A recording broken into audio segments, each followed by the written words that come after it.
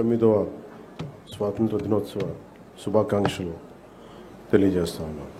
చాలా త్యాగాలతోటి సాధించుకున్నది. ఈ రోజున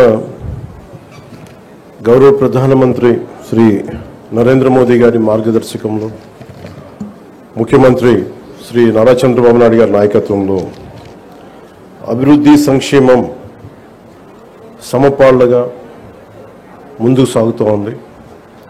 ఇచ్చిన హామీల ప్రకారం సూపర్ 6ని అమలు చేస్తూ మహిళలకి ముఖ్య ప్రాధాన్యత ఇస్తున్నాం.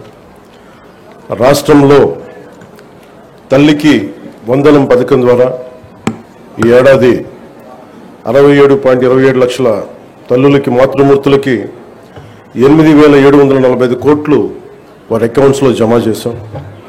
అలాగే దీపం పథకం కింద 2 విడతల్లో 1 కోటి ఉచిత గ్యాస్ సిలిండర్లు ఇచ్చి 5 ఏళ్లలో ఏడాదికి 3 సిలిండర్లు చొప్పున 13,423 కోట్లు ఖర్చు చేయబోతున్నాం. ఈ రోజు నుండి స్త్రీ శక్తి పథకం ద్వారా ఆర్టీసీ బస్సుల్లో మహిళలకి ఉచిత ప్రయాణాన్ని ప్రారంభిస్తున్నాం. పంచాయతీరాజ్ బాధ్యతలు స్వీకరించిన వెంటనే జాతీయ పండుగల నిధులను మైనర్ పంచాయతీలకి 100 నుంచి 10,000కి, మేజర్ పంచాయతీలకి 250 నుంచి 25,000కు పెంచి సర్పంచుల ఆత్మగౌరవాన్ని కాపాడాం. గ్రామ స్వరాజ్య సాధన లక్ష్యంలో భాగంగా ఒకే రోజు 13,326 గ్రామ పంచాయతీల్లో గ్రామ సభలు నిర్వహించి ప్రపంచ రికార్డు సాధించాం. పల్లె పండుగ ద్వారా 4,000 కిలోమీటర్ల సిసి రోడ్లు, 22,500 మినీ గోకులాలు, 1,00,000 నీటి కుంటలు, 15,000 నీటి తొట్లు పూర్తి చేశాం. పంచాయతీరాజ్ ఇంజనీరింగ్ డిపార్ట్మెంట్ ద్వారా 2,000 కిలోమీటర్ల బీటీ రోడ్లు, 14 కొత్త వంతెనలు నిర్మించాం. గ్రామీణ ఉపాధి హామీ పథకం ద్వారా 75.23 లక్షల ఉపాధి శ్రామికులకు గ్రామాల్లోనే ఉపాధి కల్పించి ప్రమాద పరిహారం 50,000 నుంచి 4 లక్షలకు పెంచాం. అడవి తల్లి బాట కింద కొండ ప్రాంతాల్లో 1,005 కోట్లతోటి 625 గిరిజన గ్రామాలను అనుసంధానిస్తూ 1,069 కిలోమీటర్ల రోడ్ల నిర్మాణానికి ప్రధానమంత్రి జనజాతి ఆదివాసీ న్యాయ మహా అభియాన్ కింద ఉపాధి హామీ పథకం కింద రాష్ట్ర నిధులతోటి శ్రీకారం చుట్టాం. జల్ జీవన్ మిషన్ కింద 5 జిల్లాల్లో 5 కొత్త ప్రాజెక్టులని 7,910 కోట్లతో ప్రారంభించి 1,20,00,000 మందికి 30 ఏళ్ల పాటు తాగునీటి భద్రతని కల్పించబోతున్నాం. అటవీ విస్తీర్ణం 30% నుండి 37% పెంచే లక్ష్యంలో 1,00,00,000 మొక్కలు నాటి వీటిని QR కోడ్లతో ట్రాకింగ్ కూడా ప్రారంభించాం. ఏనుగుల బెడద నివారణకు కర్ణాటక నుంచి కుంకి ఏనుగులను తీసుకొచ్చి విజయవంతంగా ఆపరేషన్లు జరిపాం. ఎకో టూరిజం అభివృద్ధికి అరకులో వుడెన్ బ్రిడ్జ్ నగరవన యోజన కింద 1,122 కోట్లతోటి 61 ప్రాజెక్టులు చేపట్టాం. సైన్స్ అండ్ టెక్నాలజీలో విద్యార్థులకి ఫ్రూగల్ ఇన్నోవేషన్ కింద ప్రోత్సాహకాలు అందించే ప్రణాళికని సిద్ధం చేస్తున్నాం. ముఖ్యంగా కాకినాడ జిల్లా ప్రగతి నివేదిక, అన్నదాత సుఖీభవ, PM కిసాన్ పథకం ద్వారా 1,50,475 మంది రైతులకి 102 కోట్లు తొలి విడతగా జమ చేయడం జరిగింది.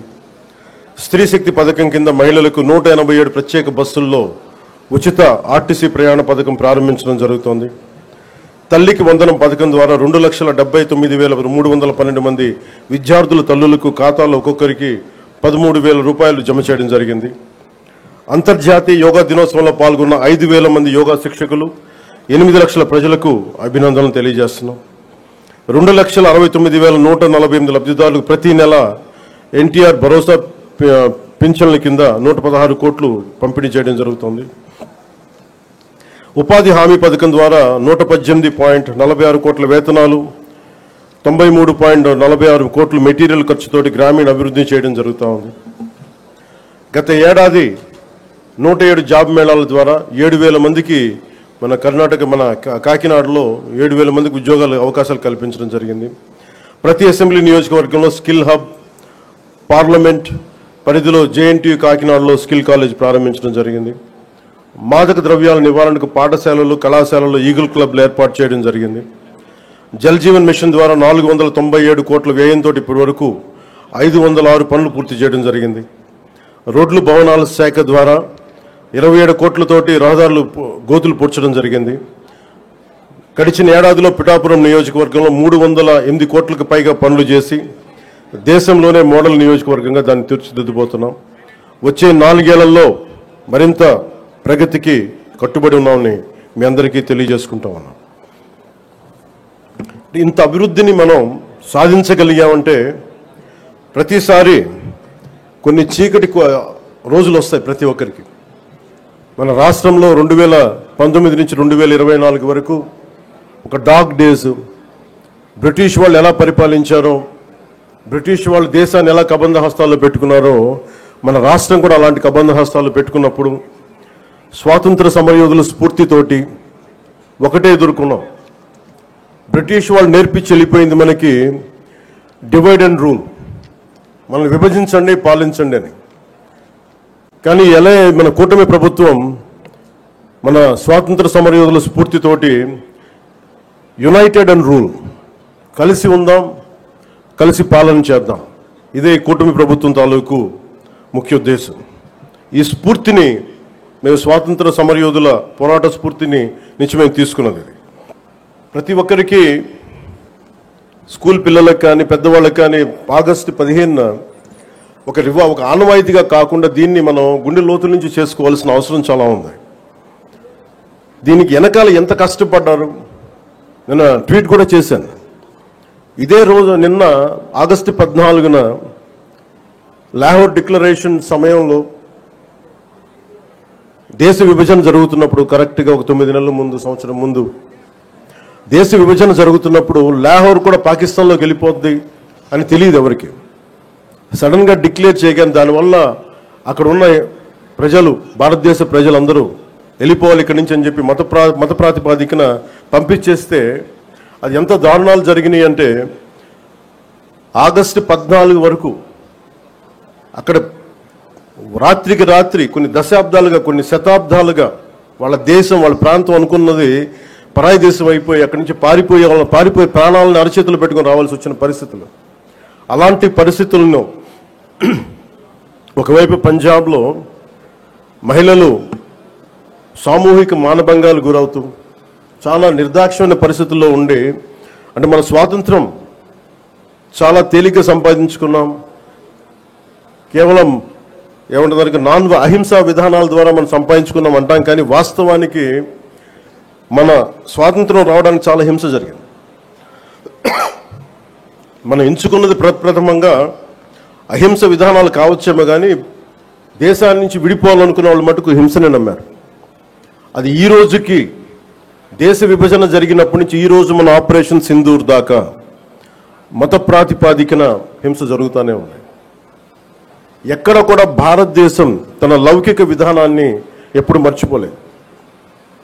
దేశ విభజన జరిగిన తర్వాత మనకి మతాన్ని సంబంధం లేకుండా భారతదేశ సార్వభౌమత్వాన్ని గౌరవించి లౌకికవాదాన్ని ముందుకు తీసుకెళ్లే ఉద్దేశంతో మనం మతాలకి సంబంధం లేకుండా ఒక అబ్దుల్ కలాం గారిని కానీ ఎవరినైనా సరే మనం ప్రెసిడెంట్స్గా తీసుకున్నాం, గుండెల్లోకి తీసుకున్నాం.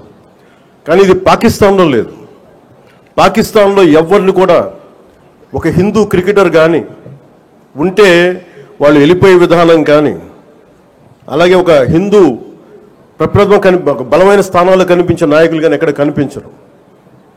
అంటే వాళ్ళు విభజన కోరుకుంది మత ప్రాతిపాదికన, కానీ దాన్ని మనం ఎప్పుడు అలా తీసుకోవాలి. మత ప్రాతిపాదికన 2 దేశాలు విడిపోయినప్పటికీ భారతదేశం అత్యధికంగా హిందువులు ఉన్నప్పటికీ కూడా అన్ని మతాల వారిని సమానంగా గౌరవించి ముందుకు తీసుకెళ్లే సంస్కృతి భారతదేశానికి.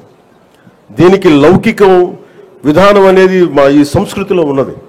ఈ సంస్కృతికి ఎవరు నేర్పించక్కర్లా, పరాయి వాళ్ళు నేర్పించక్కర్లా, యూరోపియన్స్ నేర్పించక్కర్లా, ఇది మన లోపల ఉంది.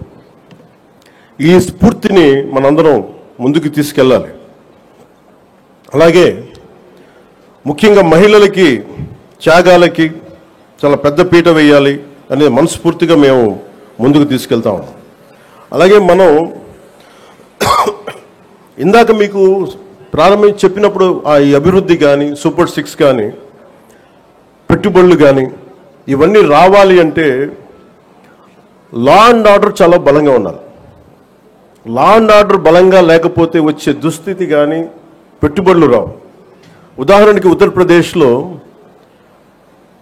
యోగి ఆదిత్యనాథ్ గారు ముఖ్యమంత్రిగా ప్రమాణ స్వీకారం చేసిన తర్వాత 8 సంవత్సరాల కాలంలో అది 15 లక్షల రూపాయల కోట్ల పెట్టుబడిని ఆకర్షించడం జరిగింది. దానికి కారణం అంతకుముందు ఒక అన్రూలీ స్టేట్గా ఉండేది. పెట్టుబడులు రావడానికి సాహసించేవారు కాదు. కానీ ఆయన రాగానే ఆయన పెట్టింది లా అండ్ ఆర్డర్ చాలా బలంగా ఉండాలి. దానివల్ల ఈ రోజున వాళ్ళకి 15 లక్షల పెట్టుబడి వచ్చింది. అలాగే ఆంధ్రప్రదేశ్కి లా అండ్ ఆర్డర్ చాలా చాలా క్లిష్టమైంది. అలాగే భవిష్యత్తుని పదే పదే ఈ కూటమి ప్రభుత్వం ఒక దశాబ్దన్నర ఎందుకు ఉండాలి అని అంటున్నానంటే సుస్థిరత ప్రజలకు ఇవ్వాలన్న ఒక ఉద్దేశం తప్ప పదవుల్లో కూర్చొని దీన్ని ఎంజాయ్ చేయాలి లేదంటే దీన్ని ఆస్వాదించాలన్న కాంక్ష ఎవరికి లేదు. కానీ ఈ దుస్థితి నుంచి ఎందుకంటే అనుక్షణం ప్రతిపక్ష నాయకులను చూస్తూనే ఉన్నారు. జాతీయ స్థాయి ప్రతిపక్ష నాయకుల నుంచి ఓడిపోతేనేమో సడన్గా ఓట్ చోరీ అంటారు. వాళ్ళు గెలిచినప్పుడేమో ఓట్ చోరీలు కనిపించవు వాళ్ళకి. గత ప్రభుత్వంలో కూడా చూసాం. 2019లో వాళ్ళు గెలిచినప్పుడు మేము ఎక్కడా మాట అనలా. ప్రజలు తీర్పు ఇచ్చారు, దాన్ని గౌరవించాం. 2024లో 151 సీట్లు కూటమి ప్రభుత్వానికి ఇచ్చి 164 కూటమి ప్రభుత్వానికి ఇస్తే సడన్గా వారికి ఏమనిపించిందంటే ఇది ఓట్ల గురించి మన ఓటింగ్ మిషన్లో తప్పంటాం. అంటే గెలిచినప్పుడు ఒక న్యాయం, ఓడిపోయినప్పుడు ఇంకో న్యాయం. ఇది రాష్ట్రం జాతీయ స్థాయి నుంచి రాష్ట్రం వరకు దేశాలన్నిటికీ కూడా అంతర్గతంగా అస్థిరత సృష్టించడం వాడి విధానం. మనం దాంట్లో అంతర్జాతీయ కుట్రలో భాగంగా చూడాలి ఇదంతా. ఎప్పుడైతే భారతదేశం అంతర్గతంగా బలహీనపడద్దో, ఒక కోటని దెబ్బ కొట్టాలంటే బయటోడు కొట్టడం కంటే కూడా లోపల ఉన్నోడు తలుపు తీస్తే వచ్చే నష్టం ఎక్కువ. అందుకని ఎప్పుడు కూడా విదేశీ శక్తులు అంతర్గతంగా ఎవరున్నారు భారతదేశంలో, వాళ్ళకి ఎలాంటి ఇన్ఫర్మేషన్ ఇస్తే బాగుంటుంది, వాళ్ళ ఎజెండాని వీళ్ళందరూ మోస్తున్నారు. దీన్ని ప్రజలందరూ కూడా చాలా సునిశ్చితంగా గమనించాలి.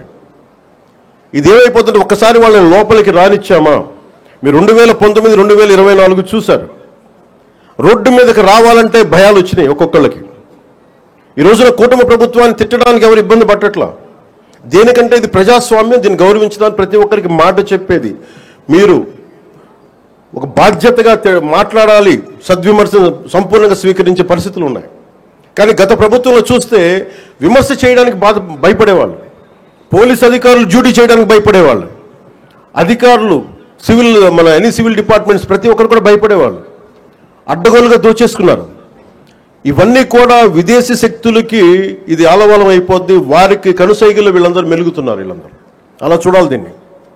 అందుకని ప్రజల్ని నేను కోరుకునేది ఈ 79వ స్వాతంత్ర దినోత్సవ శుభ సందర్భంగా మీరు అంతర్గత శత్రువుల్ని ఒక కంట ఇప్పుడు మీరు కనిపెట్టి ఉండాలి. నేను కాకినాడ పోర్టు విషయంలో కూడా నేను అంత గొంతెత్తడానికి కారణం చాలా మనం ఎందుకులే మనం వదిలేస్తా ఉన్నాం. ఆంధ్రప్రదేశ్కి 974 నుంచి 974 కిలోమీటర్ల తీర ప్రాంతం ఉంది.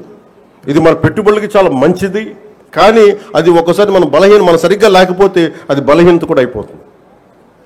ముంబై దాడుల్లో కూడా అసలు ఏమాత్రం పర్యవేక్షణ లేని పోర్టుల నుంచి వచ్చేసారు. లేదంటే పర్యవేక్షణ ఉన్నా కానీ అమ్ముడైపోయిన వ్యక్తుల ద్వారా ఉగ్రవాదులు వచ్చేసారు. బాంబే దాడులు కానీ RDXలు వచ్చేసినాయి. ముఖ్యంగా ఆంధ్రప్రదేశ్ తీర ప్రాంతంలో పోలీస్ శాఖ చాలా బలమైన దృష్టి పెడుతుంది. ఎందుకంటే నాకు ఇది కాకినాడ చాలా వల్నరబుల్గా అనిపిస్తుంది ఒకసారి రిపోర్టు చూస్తూ ఉంటే.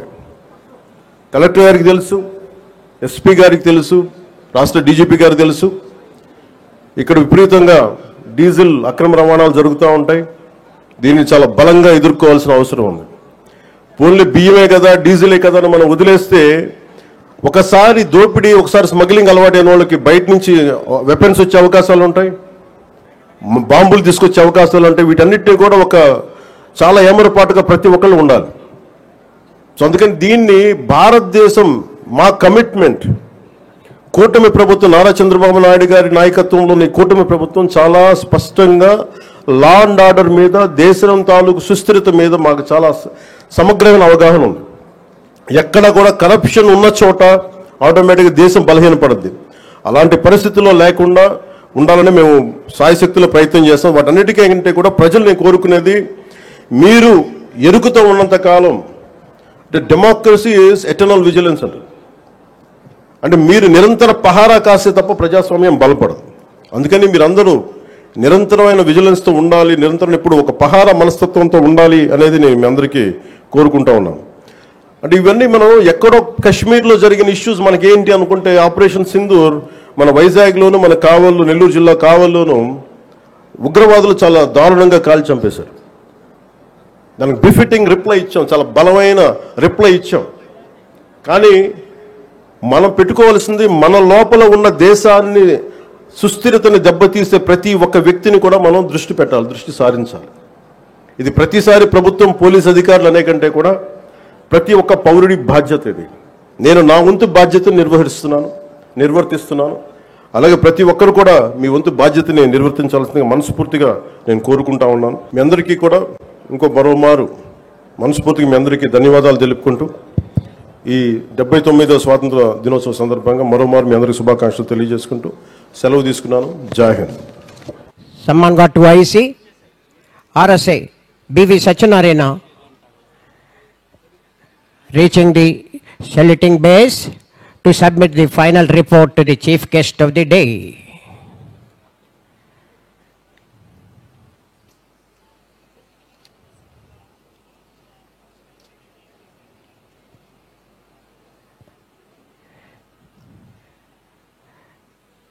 To IC RSA, BV Satyanarayana submitted his report that Samman God समाप्त हुआ, परेड मार्च करने की आज्ञा प्रदान करे।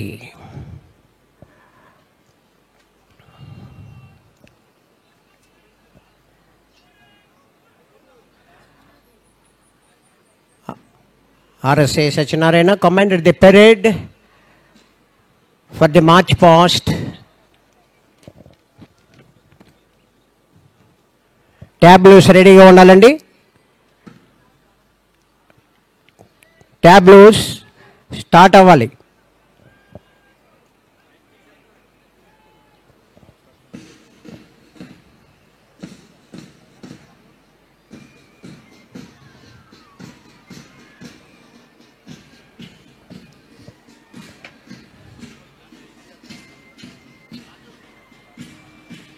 సన్మాన్ గాడ్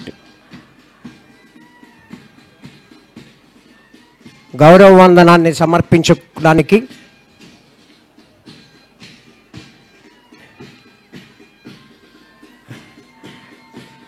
వేదిక ద్వారా మార్చ్ పాస్ట్గా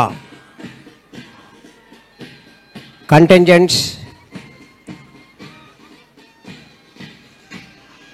మార్చ్ పాస్ట్ ద్వారా గౌరవ వందనాన్ని సమర్పిస్తున్నారు. ఈనాటి ముఖ్య అతిథి గౌరవనీయులు ఆంధ్రప్రదేశ్ రాష్ట్ర ఉప ముఖ్యమంత్రి వర్యులు శ్రీ కొణిదెల పవన్ కళ్యాణ్ గారికి. First and first district armed reserve band Kakinada district band major ARSI U Bhaskar Rao, 2IC head constable R Venkatrao. First contingent district armed reserve RSI BV Satyanarayana and 2IC RSI G Trinath Rao.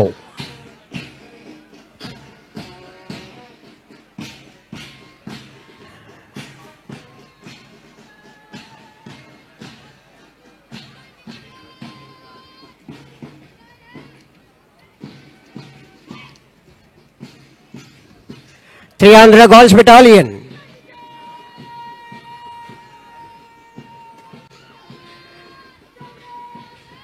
Next, 18 Andhra Battalion, Army.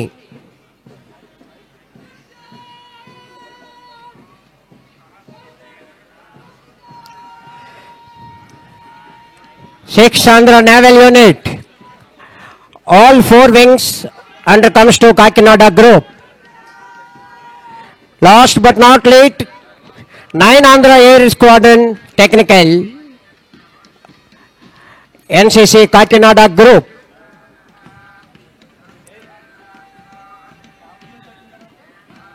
Thank you, sir.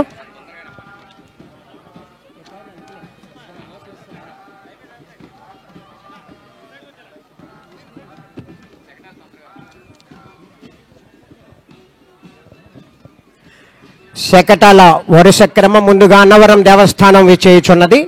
అనంతరం రెండవ శకటంగా district public transport APSRTC స్త్రీ పథకం కింద, మూడోది సర్వశిక్ష అభియాన్ సమగ్ర శిక్షా Abhiyan DEO, district civil supplies fourth and జిల్లా వ్యవసాయ శాఖ 5వ శకటం, చీఫ్ ప్లానింగ్ డిపార్ట్మెంట్ 6వ శకటం, సూపరింట్ ఇంజనీర్ పంచాయతీరాజ్ 7వ శకటం, 8 project director Pithapuram urban development authority.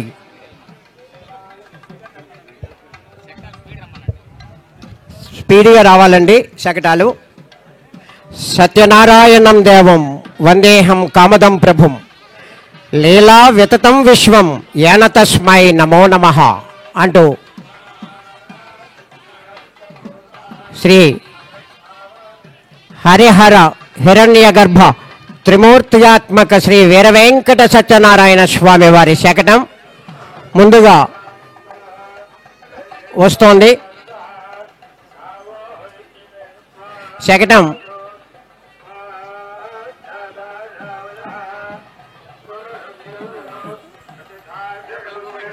రాష్ట్రం ముందుకు జరగాలి.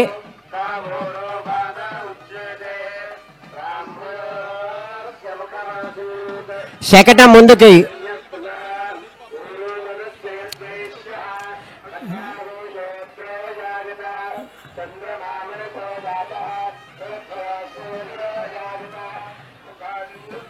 రాష్ట్ర ఉప ముఖ్యమంత్రి వర్యులకి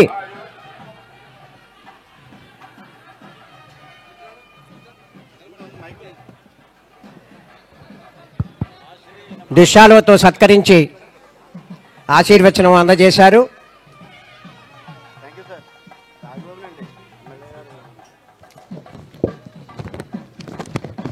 రెండవ శకటంగా ముందుకు సాగాలండి. శకటం దయచేసి అన్నవరం దేవస్థానం వారి శకటం ముందుకు సాగాలి.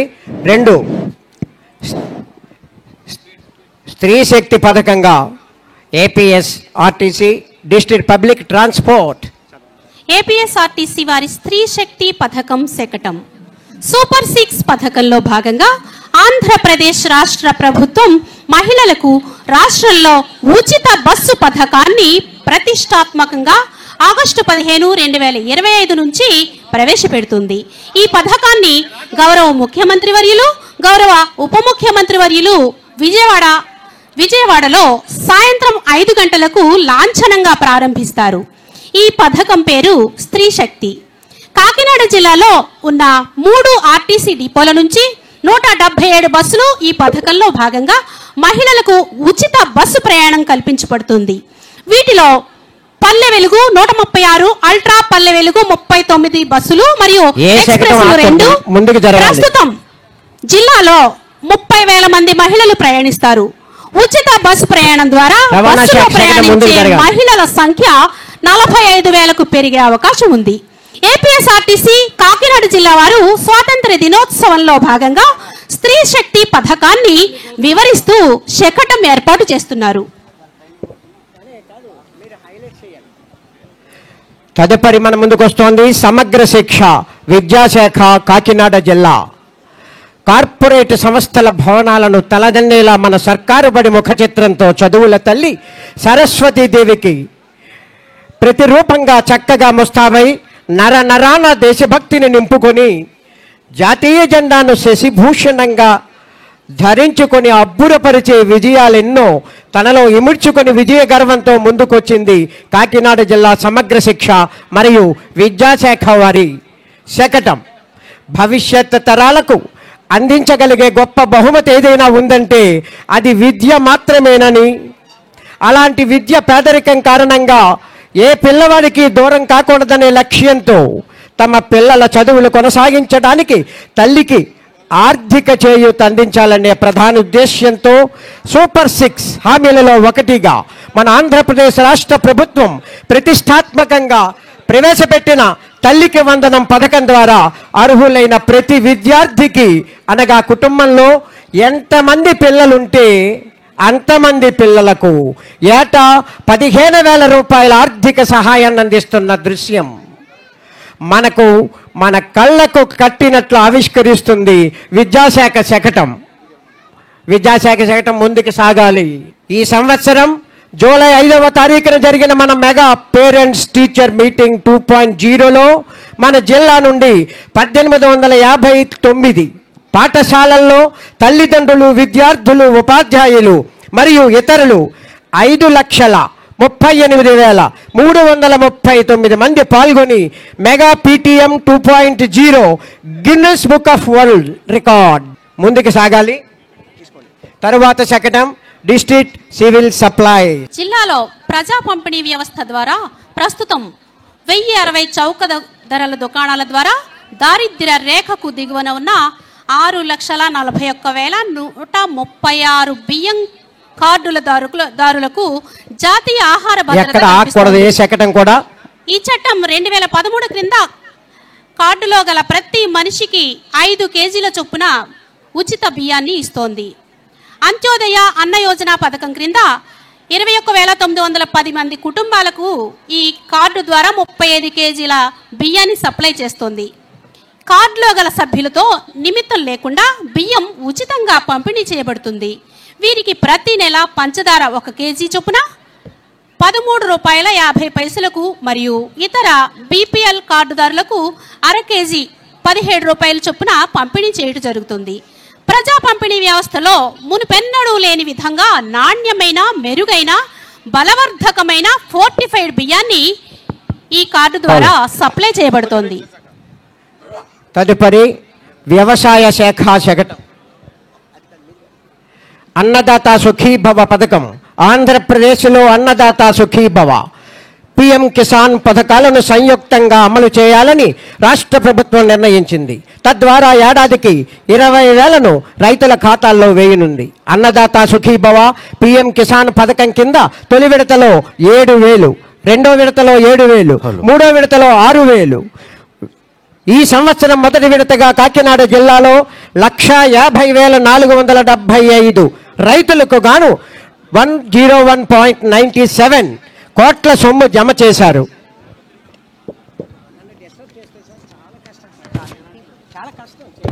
అదిగదిగో ప్రణాళికా శాఖ వారి public private people partnership P4 శతకం స్వర్ణాంధ్ర 2047 లక్ష్యాన్ని సాధించడంలో భాగంగా ఆంధ్రప్రదేశ్ ప్రభుత్వం ప్రతిష్టాత్మక కార్యక్రమంలో జీరో పవర్టీ P4 పాలసీని 2025 ఉగాది నాడు గౌరవ ముఖ్యమంత్రి వర్యులు ప్రారంభించుచు 2029 వస్తోంది మన ముందుకు. ఆంధ్ర రాష్ట్రాన్ని సంక్షేమాభివృద్ధి వైపు నడిపిస్తూ పల్లె పల్లెన పండుగ వాతావరణం కనిపించేలా పల్లె పండుగ శంఖారావం పూరించిన గౌరవ ఉప ముఖ్యమంత్రి వర్యులు శ్రీ కొణిదెల పవన్ కళ్యాణ్ గారి సమక్షంలో పల్లె పండుగతో సాధించిన ప్రగతితో సగర్వంగా మన ముందుకు వస్తోంది హరిత గోపాలం అనే ప్రత్యేక నినాదంతో పంచాయతీరాజ్, గ్రామీణాభివృద్ధి, గ్రామీణ నీటి సరఫరా శాఖల వారు సంయుక్తంగా ప్రదర్శిస్తున్న శకటం హరిత గోపాలం. రాష్ట్ర ముఖ్యమంత్రి వర్యులు శ్రీ నారా చంద్రబాబు నాయుడు గారు, ఉప ముఖ్యమంత్రి వర్యులు శ్రీ కొణిదెల పవన్ కళ్యాణ్ గారి సారథ్యంలో మన జిల్లా కలెక్టర్ గారు షాన్మోహన్ సాగిలి గారి స్వీయ పర్యవేక్షణలో మహాత్మా గాంధీ జాతీయ గ్రామీణ ఉపాధి హామీ పథకం నిధులతో వివిధ ప్రభుత్వ శాఖల సమన్వయంతో మన కాకినాడ జిల్లాలోని 385 గ్రామ పంచాయతీలలో చేపట్టిన మౌలిక వసతుల కల్పనతో ప్రగతి పదంతో దూసుకు వెళ్లడమే కాకుండా అత్యంత పారదర్శకంగా అమలవుతుందనడంలో అతిశయోక్తి లేదు. గాంధీజీ కలలు కన్నా గ్రామ స్వరాజ్య స్థాపనకు నిలువుటద్దం మన పంచాయతీరాజ్ శాఖ మంత్రులు శ్రీ కొణిదెల పవన్ కళ్యాణ్ గారు. అందుకే ఏ ఒక్కరికి సాధ్యం కాని ఆలోచనతో నాడు ఆంధ్ర రాష్ట్రం అంతటా 13,360 గ్రామ పంచాయతీలలో ఒకే రోజున గ్రామ సభలు నిర్వహించి రాష్ట్రమంతటా అవసరమయ్యే పనులను గుర్తించడమే కాకుండా ప్రపంచ రికార్డు నెలకొల్పి కేవలం దేశమే కాదు యావత్ ప్రపంచమంతా మన వైపు చూస్తూ